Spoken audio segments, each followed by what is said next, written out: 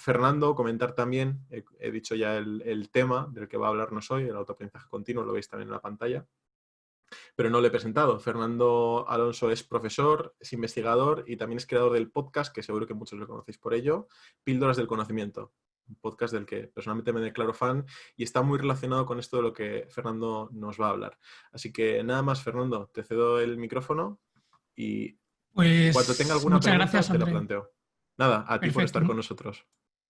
Muchas gracias, André, y muchas gracias a todos los que estéis ahí presentes y podéis hacer preguntas, yo trataré de responderlo. Voy a ir bastante rápido y voy a intentar bastante conciso para que nos dé tiempo a algunas preguntas. Bueno, ya me ha presentado un poquito André, pero decir que yo hice ingeniería informática, especializada en inteligencia artificial, luego hice un máster y un doctorado en robótica. Soy profesor también en la Universidad Carlos III, llevo 12 años, tengo más de 40 publicaciones científicas en revistas y en congresos. Y soy el creador, que seguramente muchos me conocéis por eso, del podcast Píldoras del Conocimiento. Tenemos 54 episodios hasta ahora, vamos a sacar 2 o 3 próximamente en julio. Espero que os gusten y bueno, pues al final llevamos más de 16.000 suscriptores, 400.000 escuchas acumuladas, etc. Bueno, ¿cuál es el motivo de este podcast, no, perdonar, de esta charla? Quiero dar un enfoque un poquito diferente al resto de mis compañeros. Sabéis que me gusta o trato siempre de hacer algo un poquito más original, con un poquito un enfoque diferente. En este caso, como mi background es más de autoaprendizaje, aprendizaje en libros, aprendizaje de artículos científicos, lo he querido plantear de esta forma, ¿vale? Primero de todo, como dice Simon Sinek, ¿no? Empieza con el por qué. Bueno, pues ¿por qué es necesario aprender? Bueno, aquí pongo una fotografía, es la típica ilustración del efecto compuesto, como una persona que un poquito cada día trata de aprender, ser un poquito más sabio que el día anterior. En el largo plazo la diferencia es totalmente drástica, ¿no? O es muy grande, ¿no? De hecho, esta imagen es un poco... A mí no me gusta del todo porque realmente una persona que para de aprender no se mantiene igual, sino que va, por así decir, retrocediendo, ¿no? Es lo del efecto de la reina roja. Para simplemente mantenerte en la misma situación tienes que moverte o que aprender al mismo ritmo que el resto de gente. Luego, otra cosa importante del aprendizaje, yo creo que todo aprendizaje que no sea dedicado a ponerlo en acción en el corto plazo es un aprendizaje que muchas veces se pierde y no lo asimilas igual, no lo accionas igual.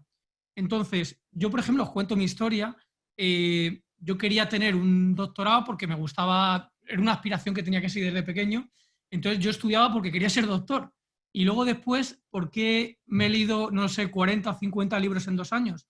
Porque quería hacer episodios cada vez que aportaran más valor y aprender yo mismo. Entonces, cualquier aprendizaje que lo vayas a poner en acción próximamente es aprendizaje que te va a ser bastante útil. Me gusta mucho esta cita de Confucio, que fijaros, lo cuento a mis alumnos también en clase. Me lo contaron y lo olvidé. Lo vi y lo entendí, lo hice y lo aprendí. Es decir, la forma de aprender, si realmente quieres aprender de verdad, es no solamente escucharlo, no solamente es verlo, sino ponerlo en práctica. Entonces, desde aquí os recomiendo que cualquier cosa que tratéis de aprender, tratéis de ponerlo en práctica, porque va a ser la forma que realmente lo asimiléis. Además, los humanos, la forma que tenemos de aprender es muy emocional. Lo que fijamos en la cabeza es lo que realmente nos genera impacto. Vale, esta charla va de un poquito de no más que de aprender y de tratar de descubrir la verdad. Hay muchas formas.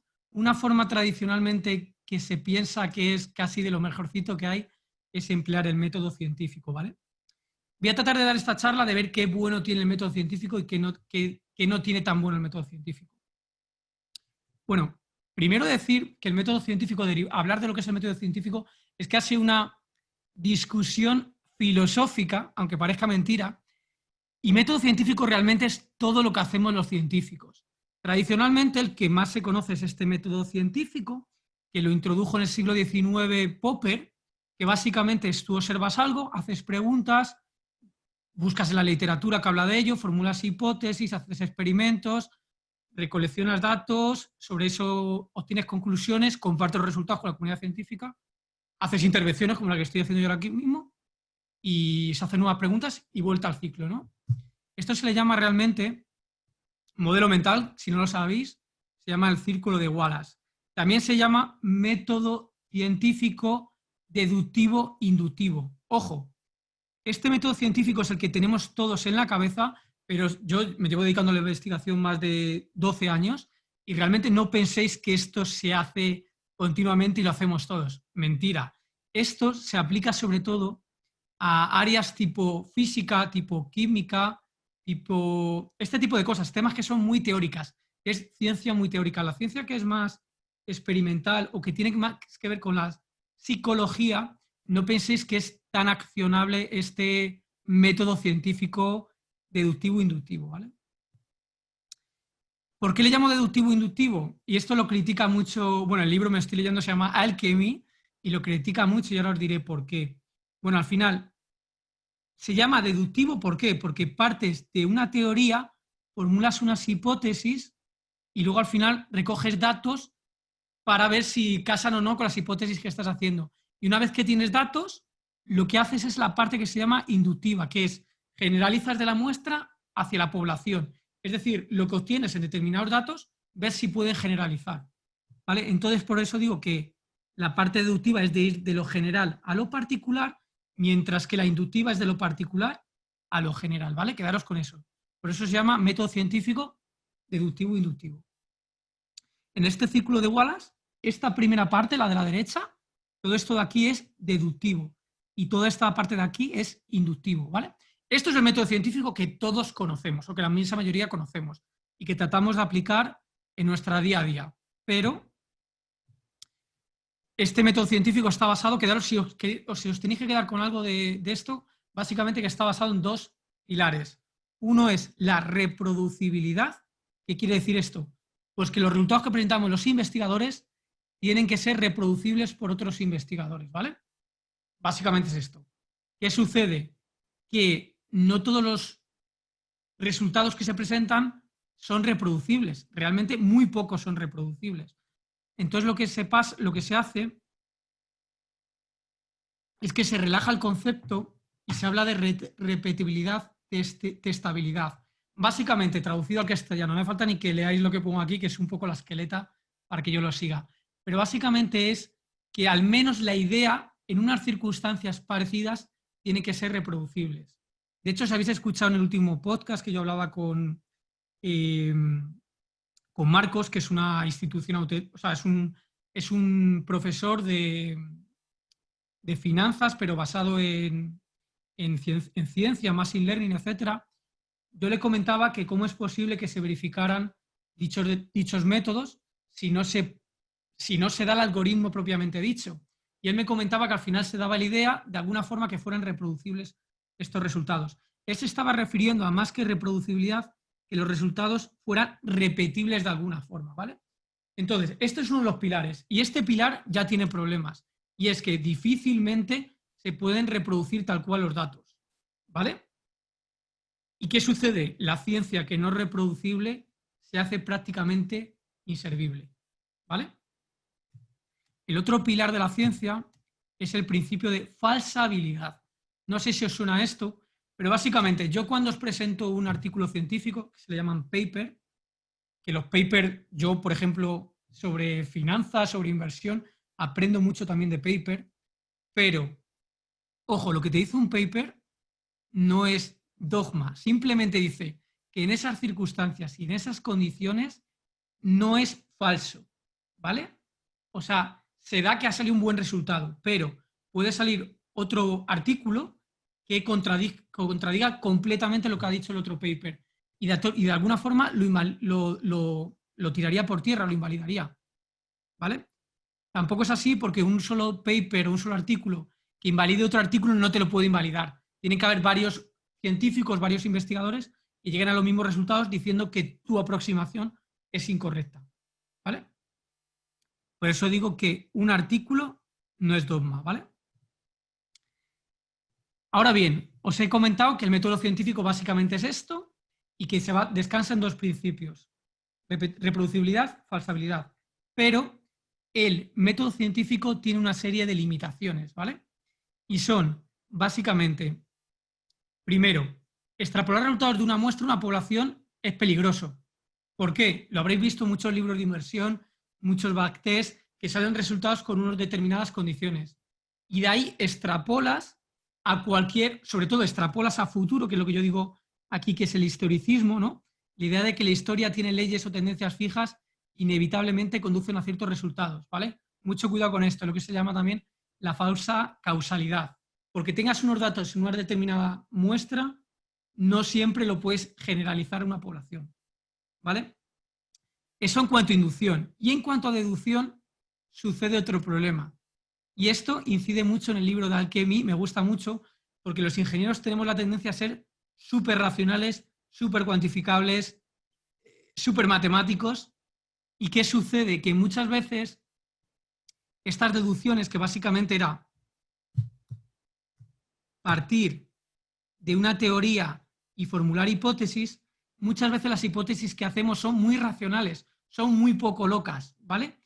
Y si conocéis un poco la historia, las grandes disrupciones, los grandes avances no han sido una evolución racional y lógica, sino que, por ejemplo, la penicilina se descubrió buscando otra cosa, ¿vale? Entonces, lo critica mucho en el libro de Alchemy, que dice que una idea loca, o sea, una idea racional puede llegar a una solución racional, pero una idea loca también puede llegar a una buena solución. Entonces, el problema de la deducción es que muchas veces las hipótesis que se formulan son demasiado evidentes, ¿vale? Luego, otra cosa que sucede, ya lo he dicho, que no son reproducibles estos artículos. Otra cosa súper importante, no todos los artículos tienen el mismo nivel de evidencia científica. Si alguien nos presenta un artículo científico que os dice, oye, mirad, es que resulta que, no lo sé, que el value investing es la mejor forma de inversión, y te presenta un artículo científico, pues ojo, ese artículo puede tener un nivel de evidencia científica mayor o menor. Hay que saber evaluarlo, ¿vale? Estos son limitaciones inherentes al método científico. Pero luego realmente, aunque el método científico tiene unas limitaciones, hay otras limitaciones adicionales, que son problemas realmente de ejecución práctica del método científico. Mirad, esto a mí me hubiera encantado que me lo hubieran comentado cuando empecé a hacer ciencia, porque no lo sabía. No lo sabía y lo he ido aprendiendo con los años. Primero, el proceso de hacer ciencia es un proceso de revisión por pares. ¿Qué quiere decir esto? Que cuando publicas un artículo científico, te lo revisan normalmente 2 o 3 revisores, ¿vale? ¿Y qué sucede? Normalmente la gente que te revisa los artículos, aunque pueda haber de todo, pero os comento la tendencia en general, es que lo suelen revisar la gente más junior, ¿vale? La gente menos senior, y que además son los que menos conocimientos tienen. ¿Y esto por qué sucede? Es un sistema en el que las revistas científicas al final normalmente es un negocio. Tú pagas por publicar y encima revisas gratis. Entonces, la gente que revisa, como normalmente no te pagan y tú estás a otras cosas, no acabas revisando, revisas más en los escalones más bajos. Según vas haciéndote más mayor, la tendencia que os digo a nivel mundial, yo he estado en varios sitios investigando de Europa y sucede eso, que lo revisan gente más junior, ¿vale? Luego también otro problema es que muchas veces se retuercen los datos hasta ajustarlo a nuestras hipótesis. Esto es lo que se llama cherry picking, ¿no?, de las muestras.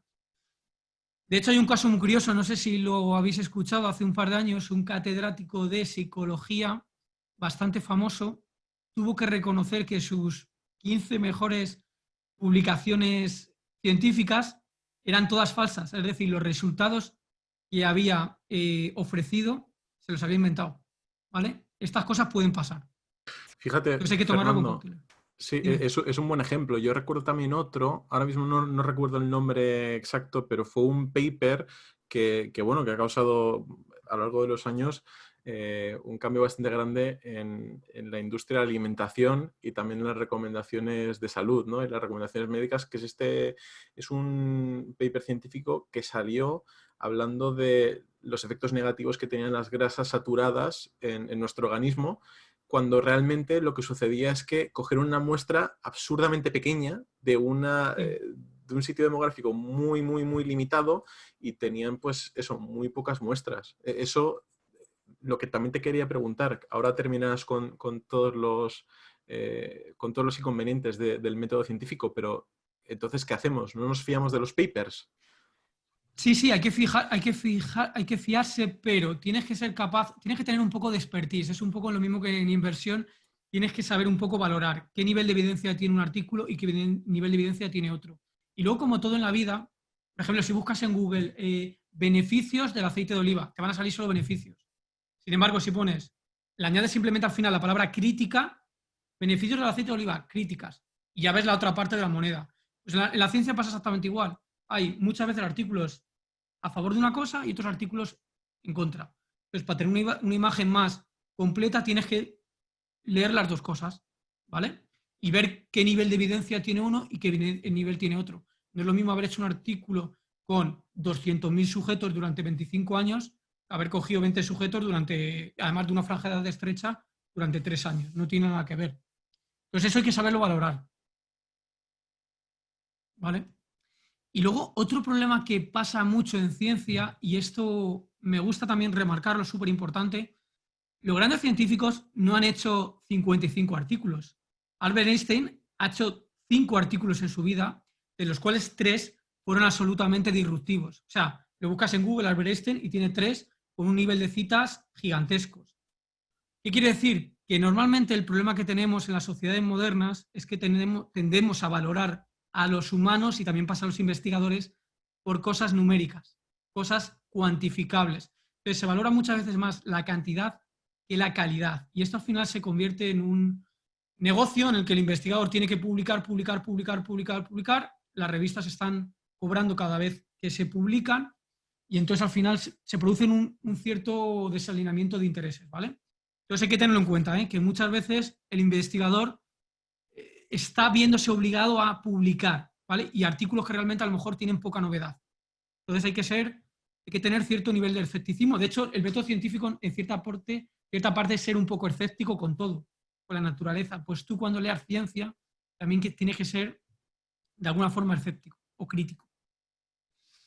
Luego sucede que no todos los problemas se ajustan al método científico. No todo, por ejemplo, en ingeniería muchas veces no se ajusta también al método científico. O en inversión hay cosas que sí, pero hay cosas que no. Entonces, querer todo reduccionismo a método científico puede tener problemas. Y luego otra cosa que sucede, se lo comentaba el otro día a Andrei, es que hacer ciencia lo hacen los humanos. Y los humanos están sujetos a ciertos sesgos, ¿no? Y a ciertos problemas. También al hacer ciencia. Entonces, incurrimos también en sesgo de autoridad. Si un determinado científico muy famoso en ese área dice tal cosa, pues influye al resto de científicos. De hecho, influye hasta la propia forma de hacer ciencia ciencia en ese campo. Luego también pasa de disponibilidad heurística, que es hacer este cherry picking, escoger datos que a lo mejor no son lo suficientemente generales. Y luego también, pues lo que yo digo, la falsa causalidad, que es extrapolar resultados muy pequeñitos de una población a una muestra, ¿vale? Que no deberían ser extrapolables. Por lo menos no sabes si son reivindicativos de una cierta distribución. Y lo que sucede, mirar, aquí yo creo que hay mucha gente que le gusta mucho la inversión en el público. Yo cuando empecé a leer libros sobre inversión, y hablo libros de, por ejemplo, el de Joel Gremland, ¿no? El pequeño libro que combate el mercado, o todo este tipo de libros, hay que tomarlo con mucha cautela, porque se hacen backtest durante unas determinadas épocas de año, de un determinado intervalo histórico, y luego cuando se publica deja de funcionar. Esto puede ser porque realmente la gente lo conozca, esta es una causa, pero otra causa real es que tú has ajustado al backtest de la forma que mejor te funciona sobre una serie histórica y has desechado los otros 49 o 50.000 backtests que no te han funcionado. Ese backtest no tiene por qué seguir funcionando en el futuro, y de hecho en ciencia pasa esto, que nosotros conseguimos muy buenos resultados sobre conjuntos de entrenamiento, pero cuando lo ponemos a probar en escenarios reales, con escenarios de test, obtenemos unos resultados mucho peores, ¿vale? Entonces, también con inversión pasa esto. Entonces, hay que ser también un poco escéptico con los resultados que se presentan en libros, incluso de inversión. Y lo dije mucho en un podcast, que hay que tener mucho cuidado también con los datos de rentabilidad. No es lo mismo hablar de rentabilidad neta que hablar de rentabilidad bruta, no es lo mismo hablar de rentabilidad anual compuesta que hablar de rentabilidad aritmética en lugar de geométrica.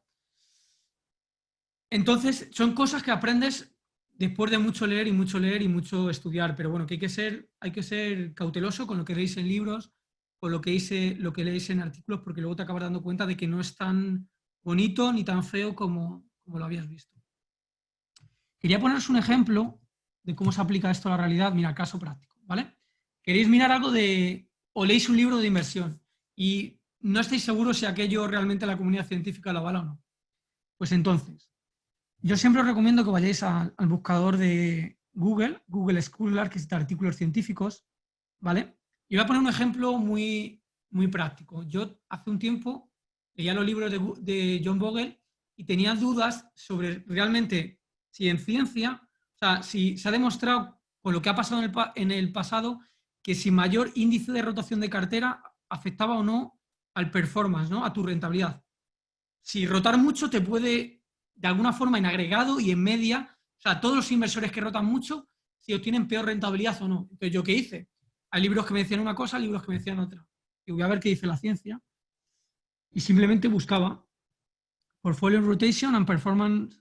O sea, por ejemplo, me salió este artículo y te pones a mirar, lo puedes ordenar por año, número de citas, por ejemplo, el autor. Vamos a ver si tiene confianza lo que dice este autor. Pues bueno, este autor, que es el primer autor, resulta que tiene un índice H que se llama aquí de 17, que bueno, es un autor, no está mal, está bastante bien, pero tampoco es un pop en la materia, tampoco es una persona súper... Digamos que la gente que tiene más autoridad pues puede tener índice H por encima de 50 incluso.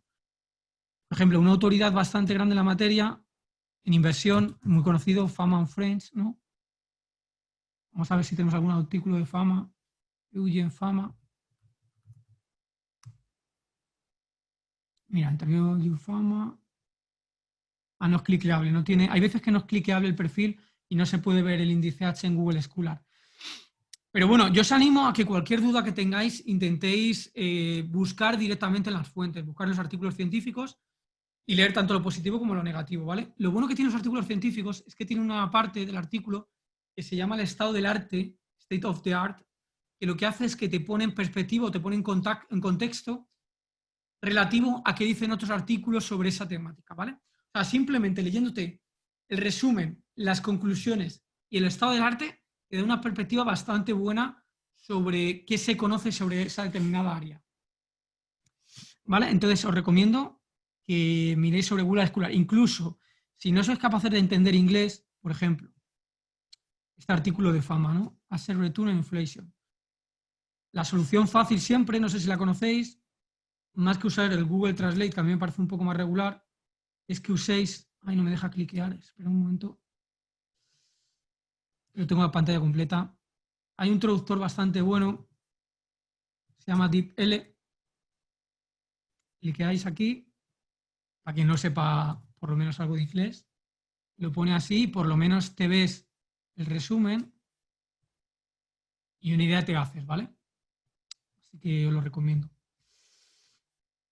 Eso sobre la ciencia, eso es el método científico. Entonces, por resumir, está bien usarlo, está bien, de hecho, si os gusta investigar, yo os animo, es algo bastante bonito, pero tampoco te puedes creer todo lo que veas, ¿vale? Tienes que ver lo positivo y lo negativo.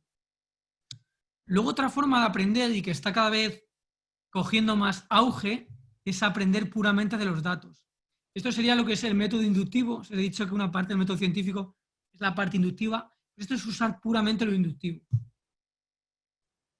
Hay dos tipos de aprendizaje inductivo. Uno es directamente aprender sobre conjuntos de datos y otro es aprender directamente sobre los datos en crudo. ¿Y qué diferencia hay? Fijaros, lo voy a asimilar a lo que sería en inversión. Normalmente se hace con imágenes o con audio. Pero con inversión, ¿cómo sería? El aprendizaje normal, el aprendizaje automático, el que se ha hecho en los últimos 20 años, es el que se usan los árboles de decisión, máquinas de vectoriales, redes de neuronas incluso, pero aprenden sobre datos ya elaborados por los humanos. En este caso, sería aprender estrategias de inversión sobre, por ejemplo, sobre el ROCE, el ROI, el ratio de deuda versus EBITDA, o sea, aprender sobre métricas que los humanos ya procesamos, ¿vale? Y sobre eso se podrían aprender estrategias de inversión, que en el fondo es lo mismo que hacía, por ejemplo, la fórmula mágica de George Grenvall. Al final, coges datos y aprendes qué reglas te maximizan o te han maximizado tu performance, tus resultados, ¿vale? Y esto es aprender sobre datos. Luego hay otra forma, que es la que se ha puesto más de moda en los últimos 6 o 7 años, ya existía de antes, pero se ha puesto más de moda ahora, que es el aprendizaje profundo, que es directamente te doy todos los datos en crudo. O sea, en este caso te daría los datos de evolución de precio, los datos de volumen, todas las noticias posibles. O sea, cualquier fuente de información lo meto en crudo y el aprendizaje profundo aprendería, de alguna forma aprendería salidas, ¿no? O sea, cuáles son tus decisiones que tienes que tomar. Si es de vender, si es de comprar o de cualquier otra, porque no tiene por qué ser solo de vender o de comprar, puede ser de incluso valoración de activos o todo este tipo de cosas. Entonces, os doy estas pinceladas por si os queréis quedar con la idea. Hay varias formas, lo que está teniendo más tendencia hoy en día es esta forma, que es aprendizaje profundo sobre datos en crudo y sobre eso ya aprende el algoritmo. Lógicamente, esto tiene un problema. Esta de aquí versus esta. Esta requiere menos conjunto de datos, mientras que esta de aquí requiere millones de datos, millones de fuentes, millones de interacciones, incluso una potencia de cómputo mucho mayor. Pero es una forma de aprender y está cogiendo muchísimo auge esta forma de aprender a todos los campos. Robótica, finanzas, inversión, procesamiento de lenguaje natural, cualquier cosa. Esto es claramente el futuro. Y competir contra esto es muy difícil, porque tiene mucha capacidad para agregar datos, incluso para generalizar y buscar relaciones entre ellos. Esta forma de aquí tenía muchas más limitaciones, ¿vale? Y llegamos a una tercera forma. ¿Cómo vamos de tiempo, Andrei? A ver, me voy a Y desmutear. media. Llevamos más o menos unos 27 Vale. minutos. Yo creo que puedes terminar tranquilamente y, Vale. y tenemos tiempo para poder responder preguntas. Vale, pues voy con esto y luego preguntas. Bueno, pues otra forma de aprender un poquito menos basada en ciencia ni basada en datos es un poquito más cómo funcionamos los humanos. Los humanos, fijaros, a mí me gusta mucho hacer cosas nuevas, pero realmente nunca estoy haciendo cosas nuevas. O sea, realmente lo que estoy haciendo es un mix de lo que aprendo en otras áreas y lo relaciono por asociación de ideas. Intento crear cosas nuevas, en ciencia también, pero partes de lo que han hecho otros humanos. O sea, es muy difícil que partamos de algo desde cero. Al final siempre hacemos asociación de ideas. Y dentro de esta forma de asociación de ideas, una forma es usar los modelos mentales, que creo que ya lo habéis tocado en alguna charla, pero aquí simplemente me voy a quedar con tres que creo que pueden ser interesantes. Uno es pensar que el mapa no es el territorio, es decir, emplear modelos mentales está bien, pero hay que tener en cuenta que son simplemente unas líneas generales. Y ojo, esto no nos lo dice nadie. Y a mí me parece muy crucial. Es que muchas veces aplicar modelos mentales, aunque es muy bueno porque, oye, pues te da pistas y te pone las probabilidades a tu favor de que tomes buenas decisiones, también tiene su lado malo, que es que te limita la posibilidad de tomar decisiones locas. Y muchas veces las decisiones disruptivas y locas son las que te llevan a un lugar distinto que te diferencia del resto de la gente. Entonces, tomar modelos mentales tomar modelos mentales como regla general está bien, pero dejar una parte de exploración para hacer algo de otra forma diferente a lo que te dice el modelo mental también está bien. Dice el autor este de Alchemy, dice, a veces lo opuesto a una buena idea puede ser una idea incluso mejor. Entonces sí, usar modelos mentales está bien, pero también está bien explorar y probar cosas nuevas. Por eso digo también que el mapa no es el territorio, que aunque lo que te diga el modelo mental está bien, pero si ves que hay una divergencia respecto a lo que tú ves, lo que tú observas, no pasa nada porque te alejes de lo que te dice el modelo mental.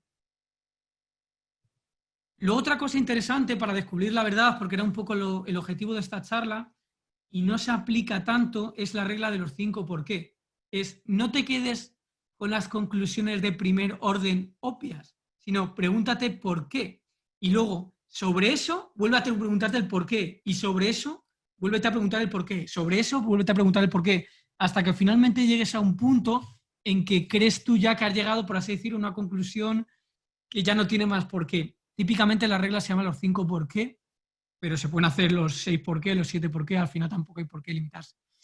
Esto es un ejemplo muy sencillo, tampoco quiero entrar mucho en detalle, pero básicamente era que se descubrió que el monumento de Lincoln estaba deteriorado más rápido que cualquier de otros monumentos que había en Washington. Al final te empiezas a preguntar por qué, y al final llegaron a la conclusión que simplemente cambiando la iluminación conseguías que se deteriorara menos el monumento. O sea, son conclusiones que no son obvias directamente, pero cuando entras en este esquema de preguntarte el por qué, el por qué, el por qué y el por qué, llegas muchas veces a una deducción que no era tan obvia como inicialmente tuvieras tomado. Y por último, llego a un modelo mental que me encanta. Al final, todo esto de los modelos mentales y los sesgos psicológicos. Mira, esto más que un modelo mental es un sesgo psicológico, que es un poquito ligeramente diferente. Y el padre de esto es Daniel Kahneman. Tiene un libro que es brutal, que se llama Pensar rápido, pensar despacio. Y dentro de ese libro estaba este modelo mental. A mí casi diría que es el mejor del libro, que se llama Wisiati, que es la tendencia que tenemos los humanos a pensar que lo que vemos es lo que hay. ¿Vale? Y esto tiene una serie de problemas muy grandes. Al final, esto se reduce a un exceso de sobreconfianza en lo que tú ves. Sobreconfianza en tus decisiones de inversión. Tú al final intentas maximizar sobre lo que tú ves. Si este círculo naranja es lo que tú ves, tú intentas maximizar tu toma de decisión sobre lo que tú ves. Pero realmente el rango o el conjunto inmenso de posibilidades es mucho más grande. Y el máximo, o sea, el punto óptimo realmente de la toma de decisión puede estar muy alejado de lo que tú has pensado. Entonces, es muy importante cuando tomas decisiones relajarte, tomarte calma y dejarte tiempo para decidir y ser consciente de lo que tú estás decidiendo es en relación a una información imperfecta y que normalmente, casi siempre, está muy alejado de toda la información realmente que hay posible. Y escuchar otros puntos de vista para no caer en el punto ciego te hace expandir este círculo naranja a que se convierta cada vez más en este círculo azul. También le llaman la ventana de Johari. La ventana de Johari es precisamente eso, es dar feedback a otras personas y permitir recibir feedback, crítica constructiva, que te hace expandir este círculo naranja para tomar mejores decisiones. Y eso, creo yo, que te puede hacer, de alguna forma, tomar mejores decisiones y descubrir, de alguna forma, la verdad. Y nada, con esto concluyo y lo que abierto a preguntas. Bueno, Fernando, muchísimas gracias por la presentación, muy interesante. Sabes que yo también soy un poco, lo voy a decir así, soy un poco friki de esto del aprendizaje y me gusta mucho, la verdad que yo creo que ha dado mucho de sí. Te voy a ir introduciendo algunas preguntas de la audiencia. Perfecto. La primera de ellas, vamos a aprovechar y vamos a quitárnosla de encima de rápido, que es recomendaciones de lectura. En este caso, Guillermo López comenta, me ha resultado muy interesante la parte de los modelos mentales. ¿Qué libros existen para aprender más sobre modelos mentales? ¿Existe algún español? Yo lo que voy a hacer es poner en el chat algunas, voy a seleccionar 5 o 6 de las recomendaciones que nos dejó Alberto Jiménez, que fue la sexta de las charlas del Summer Summit, que era específica de modelos mentales. Lo voy a dejar ahí en la cajita de chat. Pero, Fernando, compártenos alguna Sí, recomendación de pues lectura de muy, este tema, si muy puedes. rápido. El libro Modelo Mentales, los mejores son, para mí, los de Farman Street. Tienen 2 libros, parte 1, parte 2, buenísimos. Los podéis leer en Kindle, además. También lo tiene el físico, por lo menos el primero. Yo me lo quiero comprar en físico. Y he de decir que es Luego una de Dan, edición muy bonita en físico. Vale la tú lo pena. tienes, ¿verdad? Además. Sí, sí, está muy bien. Sí, luego los libros de Charlie Munger, el Poor Charlie Almanac, los libros de Peter Bevelin sobre Charlie Munger también son muy buenos. Los libros también de, ¿cómo se llama? Richard Thaler, incluso de Dan Ariely también nos pueden servir, de Cialdini, aunque es más de influencia, pero al final son formas de pensar, ¿no? Entonces, yo creo que con esos están bastante bien. Muy interesante. De hecho, has comentado varios de los que iba a compartir por ahí por la cajita de chat, o sea que muy bien. Son muy buenos libros. Varias preguntas sobre la búsqueda de papers. Una de ellas es de Jorge, nos pregunta ¿dónde buscas papers sobre finanzas y sobre nutrición? ¿Utilizas alguna otra página aparte de Google Scholar? Sí, bueno, ahí las más conocidas es Google Scholar, Google Patents, que son patentes que en finanzas no implica tanto, pero en ciencia las patentes son importantes también. Y luego hay otro que se llama IE Cubo Explorer y 3E Explorer, ¿vale? Son los más conocidos. Pero en Google Scholar está prácticamente todo, ¿eh? También hay más, os puedo decir ResearchGate, Mendeley, Zotero, pero bueno, Google Scholar está casi todo. Vale, estaba buscando la de Explorer, os voy a dejar la página por aquí, por el chat IE Cubo también. Explorer. Ahí está. Supongo que es esa. Es un poco Sí. raro el nombre, pero bueno. Y un apunte. Si no os podéis bajar paper, porque hay paper que son de pago, normalmente hay como dos opciones. Uno es loguearte a alguna universidad. Si tú has sido alumno de esa universidad, te puedes conectar por VPN. Normalmente puedes descargarte muchos paper. Y si aún así no pudieras, hay una cosa que se llama SciHub. O sea, SCI es de Science, guión Hub. Hub es como de un hub, no una concentración. En SciHub prácticamente te puedes leer cualquier artículo científico. Muy bien. Miguel también relacionado con los artículos científicos nos pregunta ¿qué era en lo que teníamos que fijarnos en los artículos de Google Scholar? Eso esencial que comentabas antes. Pues, a ver, 3 pinceladas. Número de citas. Cuanto más citas, normalmente es que es mejor el artículo, tiene más bagaje. ¿Quién lo ha escrito? Sobre todo primer autor. ¿Qué rigor tiene? ¿Qué otros artículos ha hecho? Y luego meterte dentro del artículo y, por lo menos, descartando rápido. Te lees el abstract, que es el resumen principal, y las conclusiones. Y luego, si quieres indagar un poquito más, la segunda sección, que es el estado del arte, te va a hacer descubrir otros artículos. Es como una inversión que cuando buscas una empresa descubres a otras, pues en ciencia pasa igual, te lees el estado del arte y descubres otros artículos y descubres de alguna forma cuáles son las referencias, los más citados. Muy bien. También, bueno, David nos pregunta sobre otro método de aprendizaje y en este caso lo focaliza en el ámbito de la inversión. Nos comenta David Cusa, buenas tardes, ¿cuál es tu opinión del aprendizaje colaborativo, es decir, networking de inversores para tener éxito en las finanzas? Puede estar bien, pero en finanzas, sobre todo en inversión, en finanzas no tanto, pero en inversión tiene un poquito de riesgo de que creas demasiado en sesgo de confirmación, en sesgo de autoridad. Es decir, te influye mucho cada vez en otras personas y sobre todo si a alguien idolatras, te puede sesgar. Entonces, puede estar bien quizás al principio para aprender, pero particularmente creo que es mucho mejor ser autodidacta o generar convicción, porque al final pasa una cosa, ¿eh? Por mucho que copies lo que hagan otras personas, la convicción no se puede copiar. Y sin convicción difícilmente puedes invertir bien. Entonces, hay que construir convicción y para eso tienes que aprender por ti mismo. Entonces, bueno, tener un círculo que para contrastar y cosas puede estar bien, pero es algo bastante, por mi opinión, ¿eh? Es algo bastante autónomo, ¿no? Bastante tuyo. Mm. Es curioso, ¿no? Porque hemos estado hablando de aprendizaje y no sé si has llegado a mencionar que también eres inversor. Igual has mencionado muy de pasada al principio, pero bueno, tenemos una pregunta que está relacionada con la inversión quant, machine learning, inteligencia artificial. Nos pregunta Héctor San Miguel, bajo tu punto de vista, ¿cuál es el futuro de la inversión value teniendo en cuenta estos métodos de aprendizaje, ¿no? Comentabas antes bueno, que ya están superando en cuanto al análisis de datos y siendo la inversión un ámbito en el que lo que prima es el análisis de datos, ¿dónde queda ahí la habilidad que tiene el ser humano para batir al mercado? ¿Nos vamos a la calle y van a hacer esto solo las máquinas en el futuro? A ver, es una opinión, no tengo la razón, o sea, no sé qué puede pasar, tampoco tengo la bola de cristal, pero creo que en el corto plazo, o sea, inversión a corto plazo, si quieres llamarle trading, llámale como quieras, creo que contra las máquinas no tienes absolutamente nada que hacer, pero nada que hacer. Inversión a largo plazo, creo que sí que puedes tener ventaja sobre las máquinas de momento, porque al final el futuro está por escribir, nadie lo sabe, las máquinas tampoco. Por muchos motores que le metan, muchos algoritmos, muchos datos, el futuro se construye día a día y no es determinista, mi opinión. Entonces, a largo plazo, por mucho que digan que sí, yo soy bastante escéptico. Entonces, depende de tu horizonte temporal, te interesa más una cosa u otra.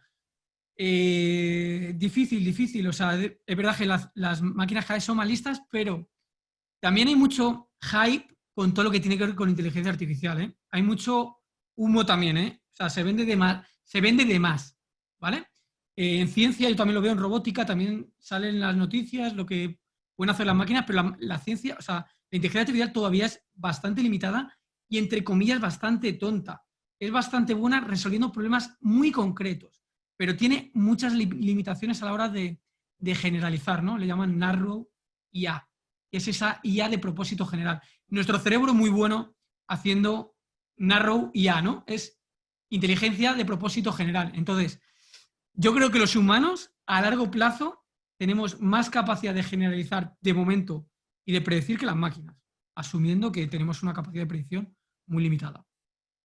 Pero no creo que las máquinas ahora mismo a predicción a largo plazo nos puedan ganar. Ahora mismo. Bueno, pues entonces sigamos teniendo esperanza. Nos Puedo estar equivocado, pregunta, ¿eh?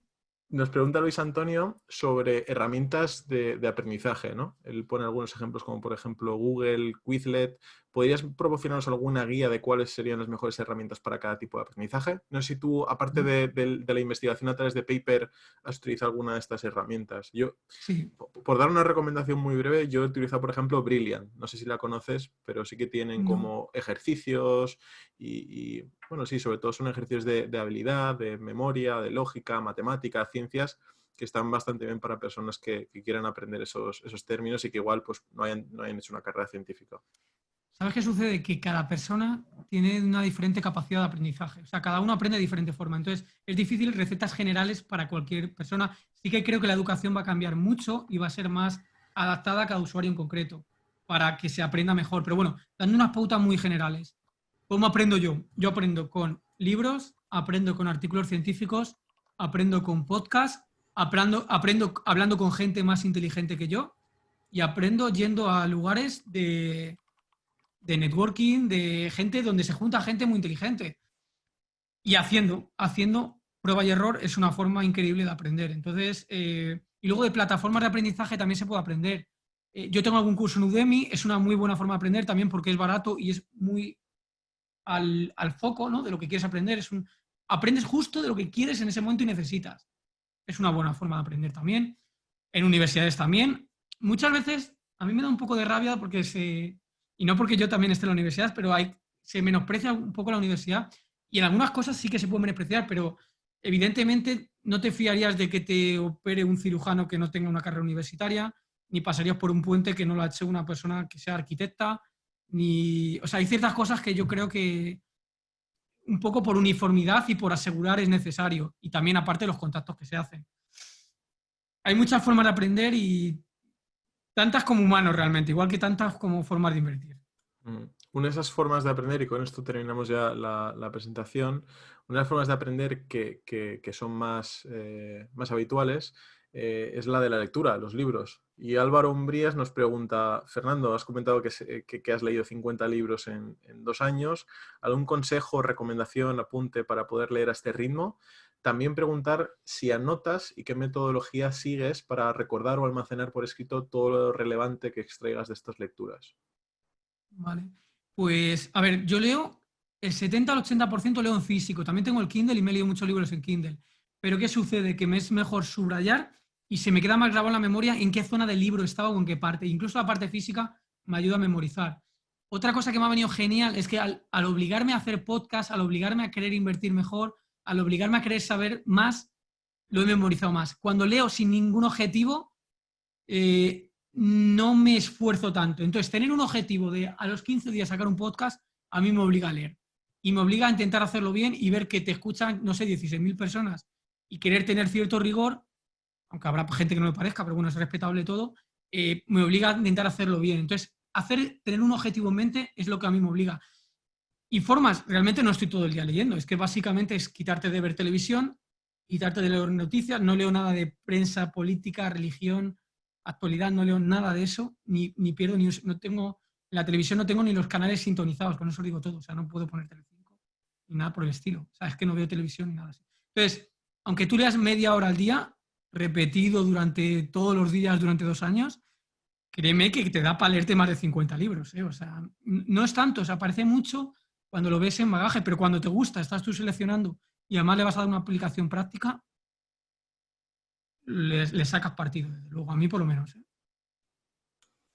Pues qué bien, Fernando. Bueno, me alegra muchísimo que hayamos podido tocar este tema hoy, además contigo, que ya se ve que eres una persona que aplica constantemente este tipo de aprendizaje, este tipo de metodología. Muy bien lo que comentabas, lo del podcast. A mí me gusta mucho también esa idea tener que hacer un research constante, ¿no? Como si fueses un investigador, como, bueno, en este caso tú lo eres, ahí tienes ventaja para utilizar un poco mejor el método que nosotros, pero incluso a la hora de leer, si lo enfocamos como una especie de investigación, va a ser más fácil siempre aprender de esas lecturas y retener la máxima cantidad de conocimiento posible, ¿no? Así que, bueno, desde aquí, en primer lugar, antes de despedirnos, un aplauso virtual para Fernando Alonso. Ya están apareciendo por ahí los agradecimientos en el chat. Jaime Fernández, gracias por la charla. Álvaro, muchas gracias. Alberto Mescúa, se me ha hecho muy corta, muchas gracias. Jesús María, Gabriel, Walter, Héctor, Pedro Manuel, Valentín, Fernando, Judith, Martín, Víctor, bueno, todo agradecimientos. O sea que de verdad, Fernando, yo creo que ha sido una charla genial, y especialmente también porque entronca con todo lo que hacemos. Al final el aprendizaje es el motor del progreso, el motor de nuestras vidas. Así que damos por concluida la primera charla de la tarde de hoy. Nos veremos ahora en un ratito, justo a las 6 en punto. Vamos a estar con Tobias Carlyle hablando sobre Deep Value y The Acquires Multiple, que son los dos títulos de sus libros. Nos va a contar un poco su historia, su experiencia y su filosofía de inversión, y también en qué estado se encuentra en la actualidad. Eso sí, la charla va a ser en inglés, avisados estáis. Y lo último que me queda por decir antes de despedirnos es que sepáis también que todas las charlas, tanto en formato vídeo como audio, y las presentaciones ya digo, todas las conferencias que estamos haciendo a lo largo de esta semana, las vamos a subir a lo largo del verano. Aún no podemos deciros una fecha en particular, pero estarán subidas a lo largo de este verano para que podáis seguir aprendiendo en casa. Y también a todos aquellos que nos estén viendo en diferido, un saludo especial para vosotros. Si queréis apoyarnos, os animo a que nos escribáis un comentario en la cajita de chat con recomendaciones o con sugerencias de qué podemos seguir haciendo para mejorar nuestro contenido, que os suscribáis al canal y que también le deis un like a este vídeo, que ayuda a que llegue a más gente también y a que los principios de la inversión consciente y la educación financiera llegue cada vez a más personas. Y en nuestra página web de Value School, valueschool.es, tenéis también muchísimo contenido gratuito para seguir formándoos, y hay una sección en particular que es la de simpatizantes.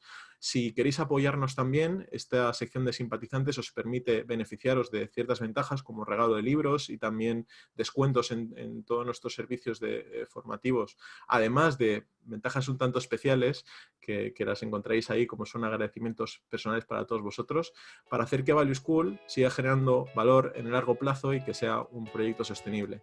Así que nada más, a todos vosotros, muchísimas gracias por haber estado con nosotros. Nos vemos en un ratito. Muchas gracias, Fernando. Gracias a todos.